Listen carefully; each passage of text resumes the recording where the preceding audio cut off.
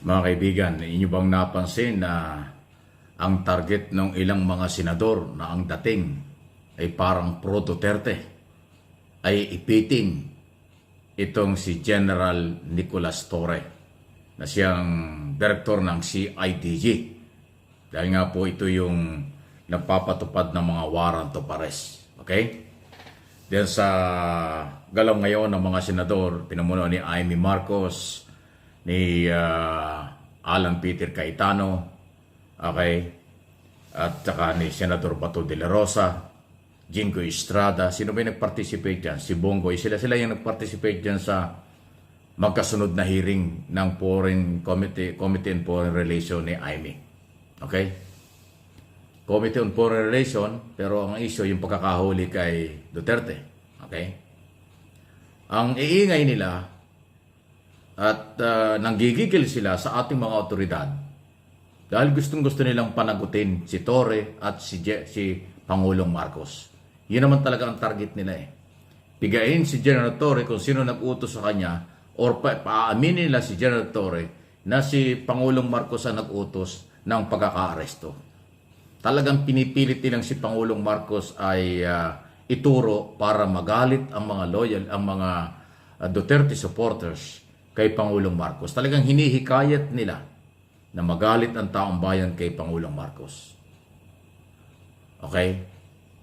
Dahil nga pilit nilang pinipiga at kanilang pinapalabas sa interview sa media at sa hearing na merong mastermind, may nag-utos kung paano at bakit hinuli si dating Pangulong Duterte. Ayaw nilang isaksak sa kukote nila kung meron sila noon na yung galaw ng Executive Department ay base sa warrant of arrest na dala ng Interpol galing sa ICC.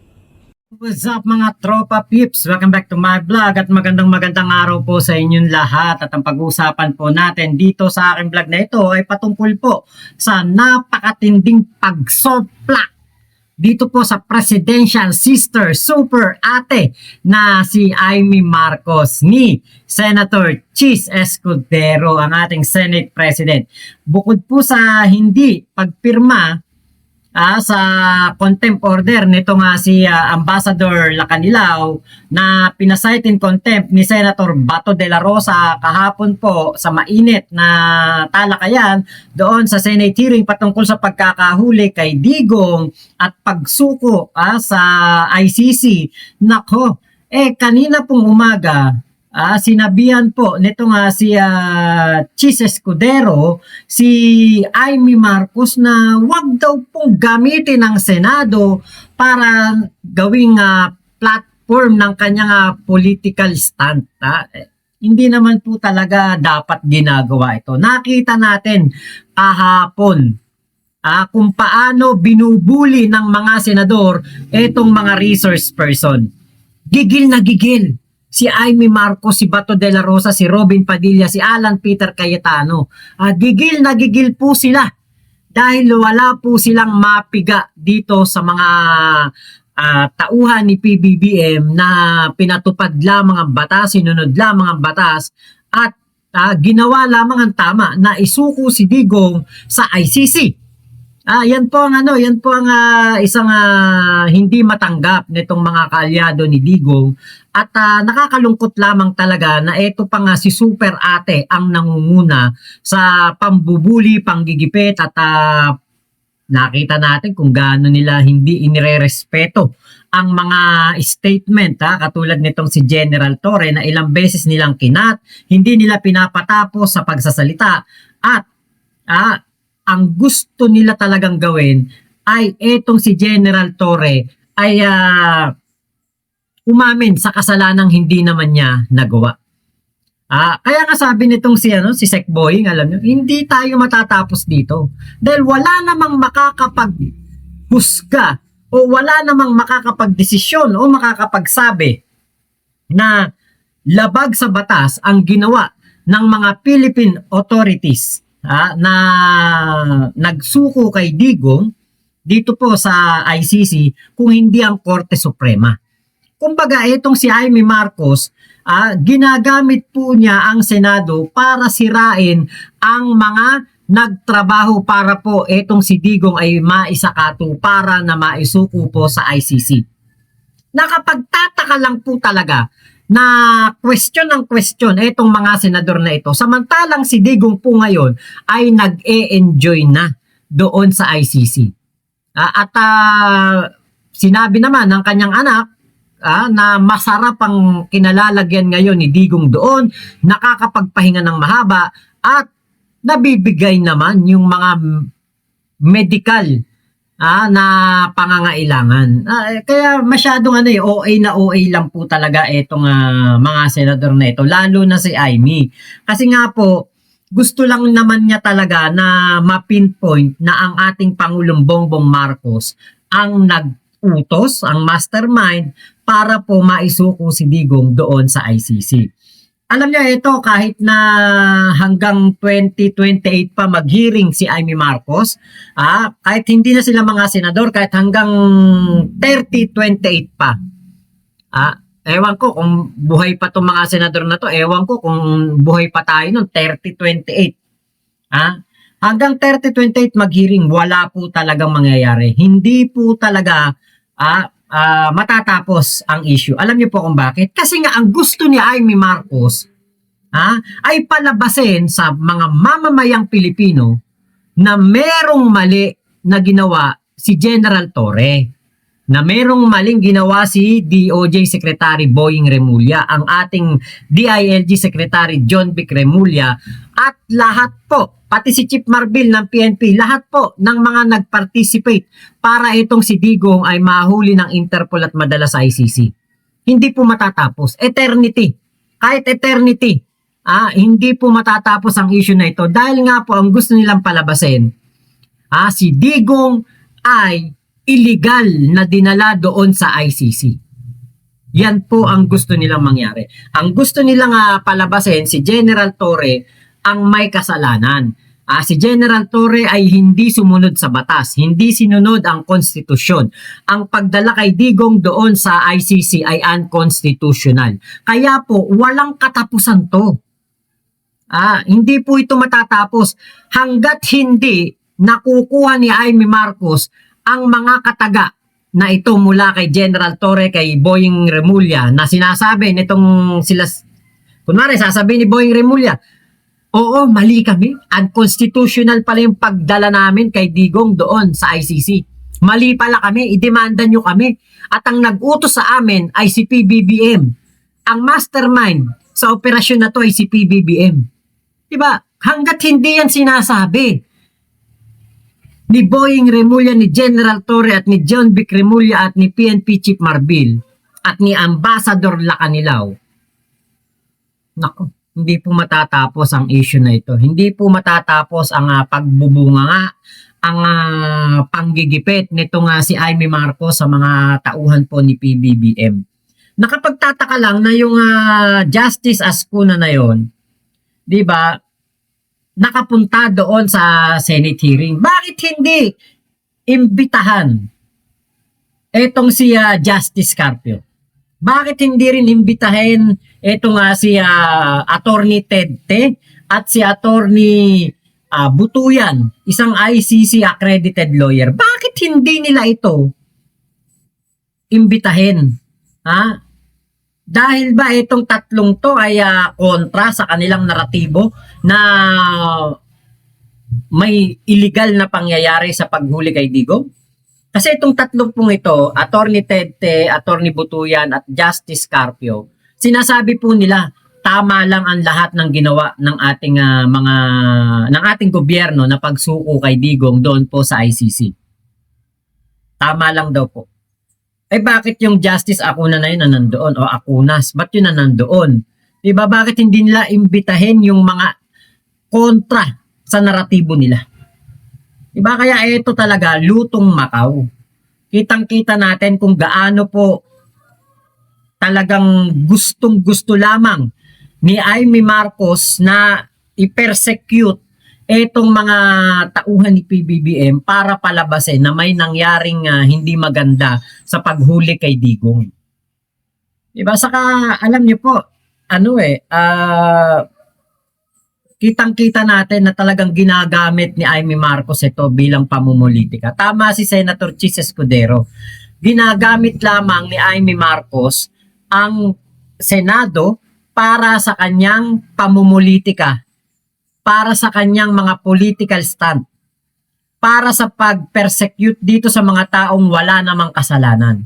Ginagamit niya ang Senado para po sa kanyang pansariling interes at para sa kanyang sariling kapritsyo. Hindi po ito for legislation. Wala namang magagawang batas dito. Wala silang mabubuong batas sa mga hearing na yan. Hindi po yan in aid of legislation. Kaya alam mo, dapat ito, Senator Chis, ipahinto mo na yan. Ipahinto nyo na po yan. Sayang lang ang pondo ng Senado. Nasasayang lang po sa walang kakwenta-kwentang kangaroo court na ginagawa ni Amy Marcos, ni Robin Padilla Bato de la Rosa at Alan Peter Cayetano. Ang gusto lang talaga nila na palabasin ay si PBBM ang may kasalanan ng lahat. Na si PBBM ang may kagustuhan ng lahat. Kahit na ilang beses nang pinapaliwanag na ito po ay naayon sa batas at ito ang tamang gawin. Hindi po matatapos to eh. Alam niyo kung bakit din. Dahil hindi nga po nila naiintindihan. Ayaw nilang intindihin ng paliwanag ni Justice, netong si Department of Justice Secretary Boying Remulla. Ayaw nilang intindihin ng paliwanag ni General Torre. Sinasabi ni General Torre, kung meron kayo nakikitang mali, kung meron kayo nakikitang labag sa batas na ginawa ko, idemanda nyo ako. Bakit hindi nila idemanda si General Torre? Diba? Doon pala magtataka ka na. O teka, ba't tayo nyo akong idemanda? Ba't dito nyo ako ginigisa na hindi naman dapat? Diba? Sumagot nga si Chief Marbil. Sinabi niya na I invoke my right for executive privilege. Diba ayaw nilang igalang? Ayaw igalang ni Amy Marcos? Kaya it's a trap. Diba, hindi sila umattend nung pangalawang hearing. Ngayong pangatlong hearing, umattend sila. Yun po ay trap. Bakit? Kasi kahit na sinabi na ng palasyo at ng ating Senate President, nag-usap sila na hindi dapat pilitin ang executive privilege.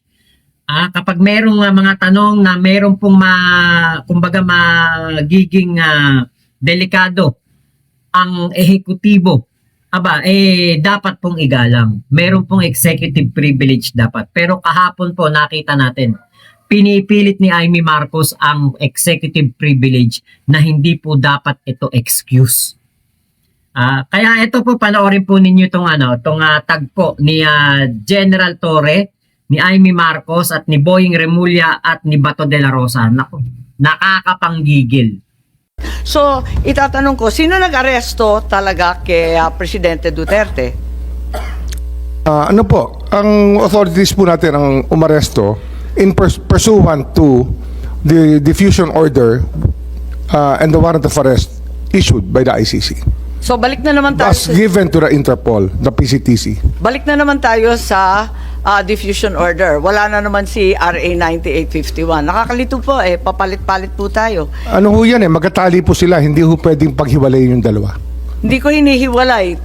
Tinatanong ko lang kung alin ba talaga. Kasi magulo yun. Ang dami-dami ninyong pinagbabasehan. Kaya nga dito ho kasi hindi tayo matatapos sa pangungusap dito sapagkat ang talagang pwede hong magsabi sa atin ng tama ay ang Korte Suprema. At kaya nga, kahit na ayaw po natin sabihin, pero ito po talaga ang pinag-uusapan dito po sa mga petisyon na final ng pamilya ni former President Duterte sa Korte Suprema. Hindi, simple lang tanong ko yung proseso, no? So, siguro tanungin natin sa PCTC, who ordered the arrest and ordered the PNP to mobilize? Nung natanggap ninyo, gusto lang namin maintindihan step by step, hindi masyadong maliwanag sa amin Madam Chair, ulitin ko po yung aking nasabi ng nakaraan.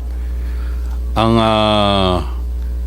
diffusion po ay dumating ng alas 3 ng umaga. It arrived at 3 a.m. in the morning. So I disseminated the diffusion to our concerned law enforcement agencies. And so, Sino doon? Sino doon ang ating pong sinabihan? mga kasama sa law enforcement agencies ay ang So, Philippine National PCTC, Police. saan po pumunta? Philippine National Police po. Sino Ang, sa PNP? Ang binigyan ko po ng notice ay ang Chief of Philippine National Police. Okay, si General Marbil. Ang ating pong National Bureau of Investigation, ang Yes. NBI po. Ang ating pong Bureau of Immigration, Okay. si Commissioner So, Diado. DOJ yan. Opo. Ang ating pong Department of Justice, sinabihan ko rin po. Okay. So, Sa yun lahat po, yan? yun po ang trabaho ng National Central Bureau Manila. May dumating po tayong diffusion or red notice or red diffusion. Kaya kailangan pong i-pan out ko po sa ating mga law enforcement agencies. Mandate ko po yun. Trabaho ko po Tama. yun. Maraming Apo. salamat, Executive Director. Tinatanong lang natin kasi yung arrest was effected without a warrant issued by a Philippine court, di ba? So, ang sinasabi ba natin yung aresto dahil sa administrative arrest? Kasi, yun nga, sa extradition, there's a warrant issued by a foreign court and there's still a need to go to the local court. So, surrender under 9851. Does it authorize an administrative arrest? Ang narinig lang natin, babalik talaga sa korteng lokal. Paano ba yun? Ano ba ang nangyari? Ano ho yan eh? Administrative arrest Kasi ba yan? ito po kasi is a case of first impression. Ngayon lang po nasubukan o lumabas yung kahalagahan ng probisyon na Section 17 ng 9851. Wala ho tayong record dito na kung anong tama dati, anong tama ngayon, anong tama bukas. Ito po ay sumasandalang sa paningin po na nagpapatupad ng batas.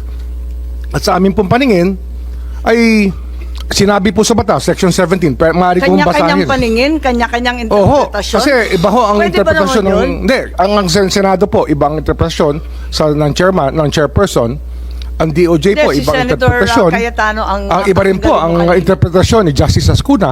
At kaya nga ho, matatapos na ho ito pag nagsalita na po ang Korte Suprema. Hindi na ho talaga, wala ho mananalo sa atin dito sa argumento kasi Korte Suprema lang po Hindi, ang pwede nagpapaliwanag lang magsabi. tayo. Inaalam Opo. ko lang. Kung Kasi ano talagang- ito case of first impression ma'am, Madam Chair. This is a case of first impression. Pero Ah, naiiba ang administrative arrest at saka yung tinatawag na judicial, di ba? With an ICC warrant, then sa extradition case, there's also a warrant issued by a foreign court, pero pinipilit pa rin na local court pa rin ang mag-e-enforce. Kaya hindi ko masyado naintindihan dahil pati yung Yusek Castro sabi, ang bayan daw, hindi daw tatanggapin si PRRD kahit palayain ng ICC. So, why would the Philippines recognize an ICC warrant if it doesn't recognize ICC jurisdiction? Ano ho Ano ba yan talaga yan? Yung warrant administrative over o the hindi? individual po yan, hindi naman sa estado natin Na isa warrant issued against an individual, not against our state, not against the Philippine government. Wala naman nagsasabi na talagang against the state. Ang sinasabi ko lang, ang higpit din. Miski ng administrative arrest, alam natin yan. May bagong kaso, 2023, binanggit na Attorney Medina, Yuyuanle, na kaso sa immigration. Ang liwaliwanag, 8 ang guidelines. So, mabigat-bigat yan. Hindi naman na isatupad kasi babalik nga sa korteng lokal. So, nagtataka ako kung ano nga bang klaseng aresto to? Ang masasabi ko ho dito talaga, kasi nga, ito nga yung saklaw ng pinag-uusapan sa Korte Suprema. Kaya sa akin po, mas gugustuhin kong intayin ang magiging hatol ng Korte Suprema sa issue. Hindi ho natin, kahit magdamag po tayo rito, hindi ho magbabago ang paningin nyo at hindi ho magbabago ang paningin ko. Andito rin yung Madam Chair, if I may? yes, Senator Bato, please.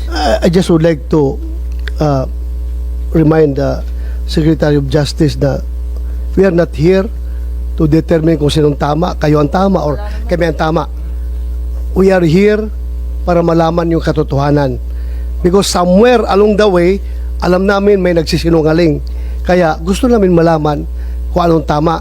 Hindi po kami nagsasabi na tama kami. Tama si Justice Ascuna, tama po kayo.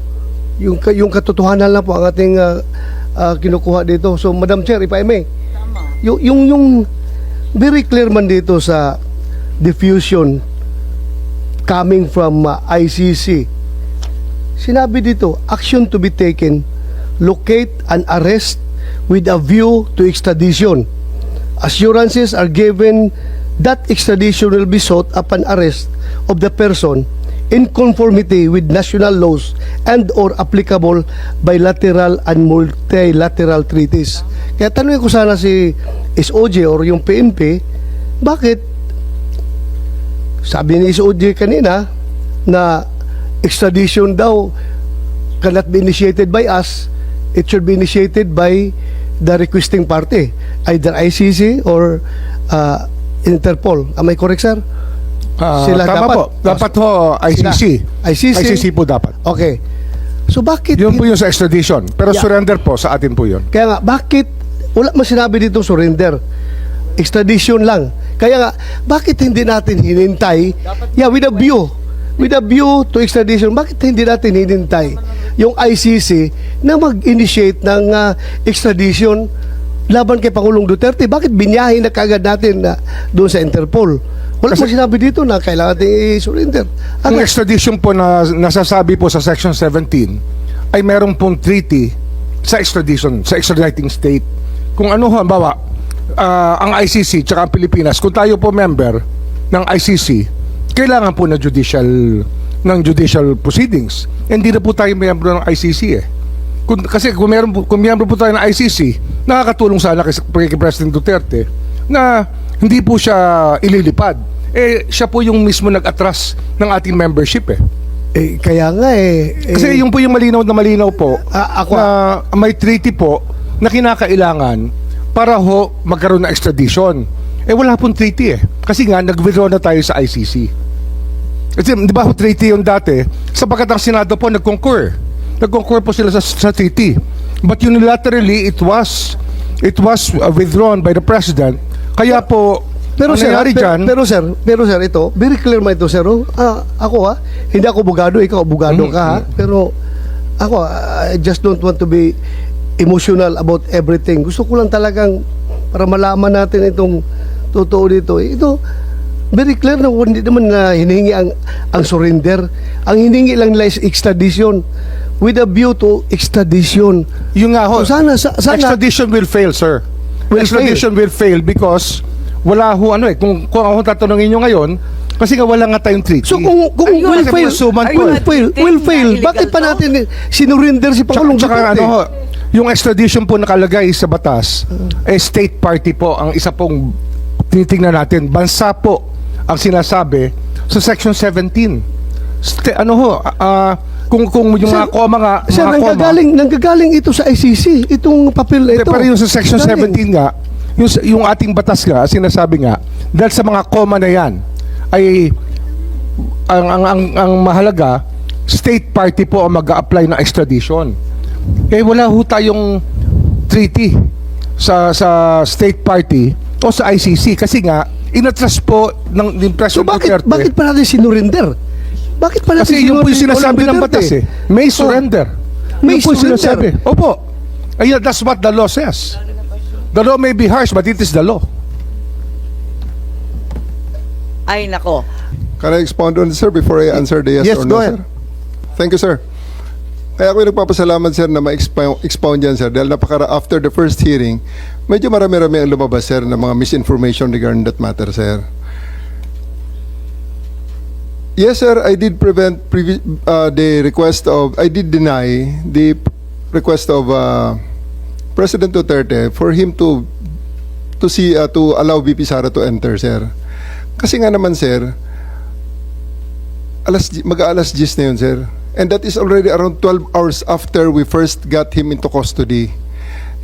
The VP has all the chances to be with the President earlier that day. We are expecting her. Actually, sir, mga alas 3 pa lang, may information na darating siya. And kung gusto talaga nilang pumasok, sir, pwede naman, sir, eh. Kasi, Hinadlangan mo nga di ma'am, ba? sinundo, Parang ma'am, sa loob ng Villamor. Sinabi nga ninyo na hinarang, di ba? Sabi Yes, nyo, ma'am. Ito, kasi ma'am, gabi na, I matagal did. na. I did, ma'am. I did really prevent that from the VP. I told the President that she can visit her on the detention cell in Hague. Sabi ko kung gusto niya talaga. Pero Sabi Kasi mo nga naman, makapasok, pero ma'am, sa kabilang sandali, ma'am. dako sinabi mo you prevented let her. me- Alin ba talaga? Let me clarify, ma'am. Hindi pa ako tapos, ma'am eh. May Hindi. Iba-iba Okay, lang yung sinasabi mo eh. Ma'am, patapusin niyo ako kung pwede. Kung pwede, ma'am. Okay lang. Kasi ma'am, Madam Chair, meron tayong... I think the resource person is, If you will allow me. Sir, if you will allow me. Sir, yaw. Okay, sir. Kaya nga, but please. eto please. sir ah. After all was being said and done, yung sasakyan ni Hanilet, sir, and 5 other vehicles, nakapasok at sinundo sila, sir. Ang eroplano nasa bukas pang pintuan, sir. So, yan, sir, ang isang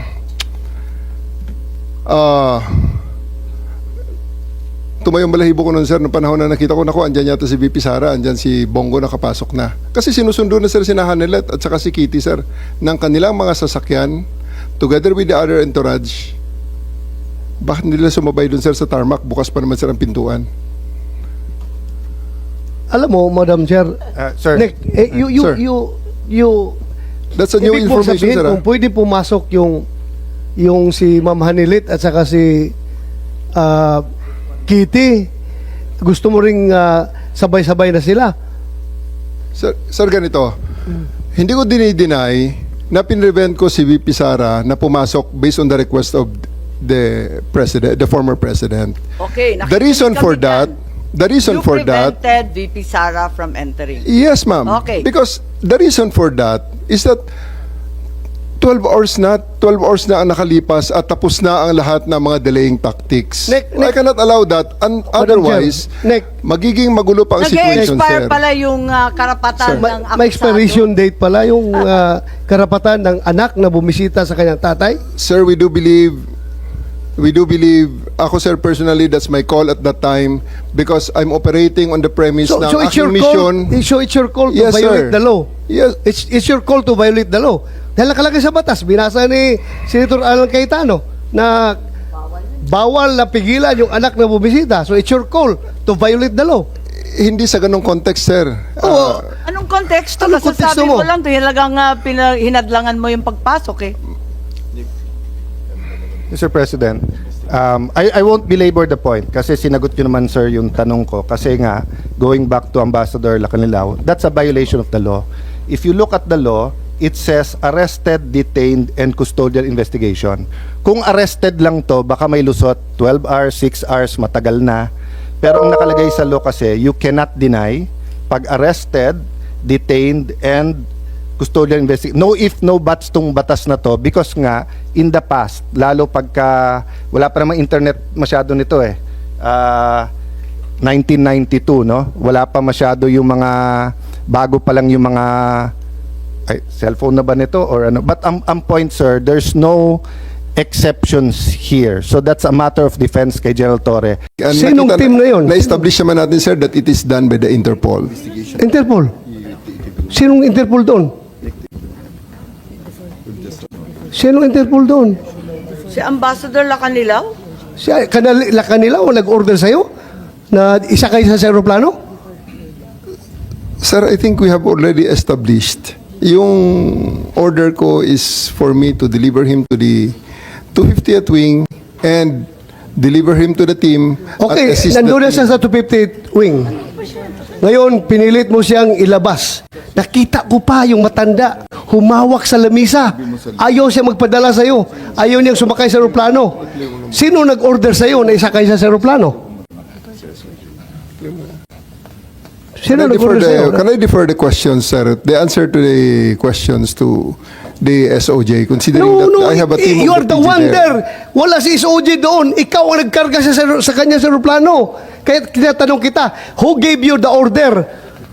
Still, sir, I take my orders from the Chief of the Philippine National Police. So, Chief PNP, you give the order to have former President Duterte board the plane? Ma'am, I think that from the very beginning, the DOJ's advice was sought on every step of the way. Yes, sir. We gave the clearance to serve the warrant Yes, sir. of arrest. I am asking them because they are on the ground. Sila ang nag-implement doon. Kaya, Chief PNP, you give the order to sa ADG? The order of to the CID is really to assist the PCTC when it comes to arrest po. So, sino nagbigay ng order kay General Torre na ipasakay sa aeroplano? It's always the guidance that ang ano po namin is really to assist ang PCTC po. Kaya nga, PCTC. PCTC Were you the kayo? one who ordered the boarding of President Duterte sa aeroplano? Yes, General Alcantara, please. Mr. Senator, Madam Chair, I've said from time to time that my mandate is to coordinate our law enforcement agencies to comply with the requirement of the Interpol. Correct. I believe you, sir. Coordination ka lang. Yes. Coordination ka lang. Pero sinabi ni General Marvel na ikaw daw nag-order sa That kanya. is the limit of my power. Yeah. That's the But limit. according to General Marvel, ikaw daw nag-order sa and kanila that is- na isakay sa aeroplano si And that Pangulong is the Duterte. limit also of my authority. That's my mandate. To My have him. mandate is to coordinate, Coordinate. disseminate. So, for the record, hindi ka nagbigay ng order kay General Marvel na isakay siya sa aeroplano? Hindi. For the record. For the record, I am not the authority to order the arrest, to order the So just boarding of the plane. categorically, did you or did you not give the order to General Marvel? No. No. So, General Marvel, are you lying? So I'm not lying, but I just want to have the executive privilege po regarding this matter, the separation matter. Nandito na tayo eh. Executive privilege ka dyan. Bakit naging executive privilege? Kanina bigla? sinabi mo, PCTC ang nagbigay ng order. Ngayon, mag-executive privilege ka. Kung sino-sino na tinuro mo. That's why we biglang didn't want to executive attend the last privilege. hearing because this is what we were expecting, ma'am. We didn't want to be bullied into a No, position. we're not bullying you, sir. Nobody's bullying. We're not I bullying think you, that sir. We're not bullying you, sir. you're trying to make people admit something that they will not admit. And No, executive we're privilege is a trying to valid derive excuse information. not to answer any Secretary question. President Remulla. Duterte is already at the Hague. Tapos na We're ang asking boxing. kung sino nagpadala doon sa kanya. Sino Yun ang nag-order? tanong We're natin. trying to understand every step of As the I said way. earlier, everything was cleared with the DOJ. We are not bullying you, sir. Ha? We want the truth. That's why if we So, try to make a person admit something that should not be admitted, it means that there is something more to it, which is the clearance given by the DOJ was probably the most important part of it, to serve the warrant of arrest and to surrender the person under the law. I'm sorry, Secretary Remulla. I recall that General Torre, nagbigay siya ng interview na sinabi niya, bigyan lang ako ng eroplano. Ako nang bahala dyan. Po nating husgahan ngayon. Ito nga si Senator Bato, saka etong si Amy Marcos. Wag na yun. Sa Mayo natin husgahan. Sa Mayo po natin gawin kung ano ang dapat dito sa dalawang to, na pamumulitika lang ang ginagawa dito po sa Senado. Tama lamang ang desisyon nitong si Senator Chis Escudero na hindi i-cite in contempt itong si Lacanilao dahil po nagkaroon ng usapan na hindi po makukontempt ang kahit sino na tauhan ng gobyerno na a-attend dyan po sa hearing ng Senado dahil nga po, di ba, nag-request sila tapos pinakontempt nitong si Bato de la Rosa. 'Di ba? Kaya po hindi po dapat talagang umattend pa. Kung ako masusunod lang, kung ako lang ang tatanungin, tama na 'yun, yung 3 hearing. Basura naman yung hearing, wala namang kwenta. Pinipilit lang naman nila talaga na may mali kahit na wala naman. 'Di ba? Kasi alam niyo kung may mali talaga, meron na dapat nagdemanda na family member ni Digong dito kay General Torre. Pero bakit hanggang ngayon, isang buwan na ang nakalipas, wala pong nagdedemanda. Walang natatanggap na asunto itong si General Torre. Bakit?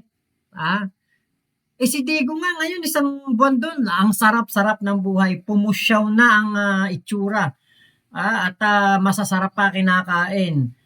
Tsak na mga epektibong gamot din ang binibigay sa kanya para siya po'y lumakas at mapagsilbihan niya ang mga kumbaga mga hearing, yung lahat ng mga kailangan na atenan ni Digong ay kailangan po niyang maatenan, kaya po inaalagaan po talaga si Digong doon sa ICC. So kayo na po humusga, kitang-kita kung ano ginawa nitong mga senador na to laban sa ating mga DOJ secretary, sa ating PNP CIDG chief. Talagang ginigipit po nila at talagang ayaw po nilang paniwalaan na wala pong labag sa batas na nangyari sa paghuli kay Digong at pagsuko sa ICC. So, yun lamang po. Maraming salamat sa pagsama nyo dito sa aking vlog na ito. Ingat po kayo. Nasan mang panig kayo ng mundo, momo, chup chup. Love you, God bless us all, Pilipinas. God first.